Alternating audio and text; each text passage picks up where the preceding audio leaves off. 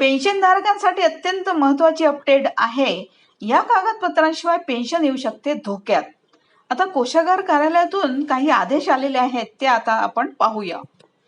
तर पेन्शनधारकांनी वेळेवर जीवन प्रमाणपत्र आणि इतर आवश्यक कागदपत्रे सादर केली नाहीत तर पेन्शन थांबणे किंवा बंद होण्यासारखी समस्या येऊ शकते.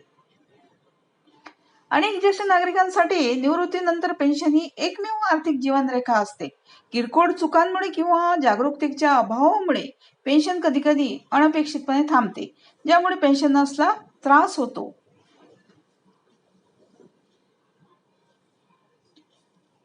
जीवन प्रमाणपत्र किंवा जीवन प्रमाणपत्र वेळेवर सादर न करणे हे महत्वाचे दस्तऐवज पेन्शनधारक अजूनही जिवंत आहे आणि पेन्शनचा लाभ मिळविण्यास पात्र आहेत याचा पुरावा म्हणून काम करते.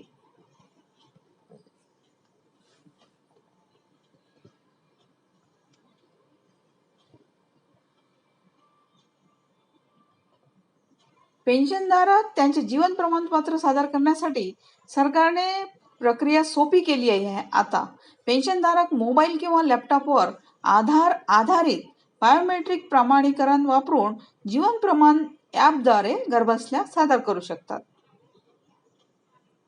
आता घरी मदत करण्यासाठी पोस्ट ऑफिसच्या एजंटची सुद्धा आपण मदत घेऊ शकतो.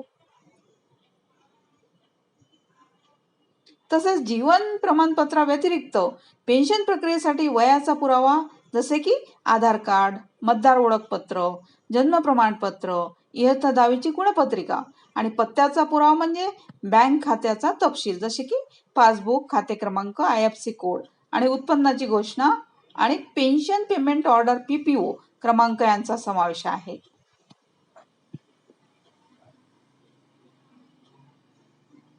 आता कोणतेही कागदपत्र वेळेवर सादर न केल्यास पेन्शन पेमेंटमध्ये व्यत्यय येऊ शकतो. पेन्शनधारकांना गैरसोय टाळण्यासाठी वेळेवर कागदपत्रे सादर करावीत असा सल्ला कोषागार कार्यालयाने दिला आहे. थँक्यू.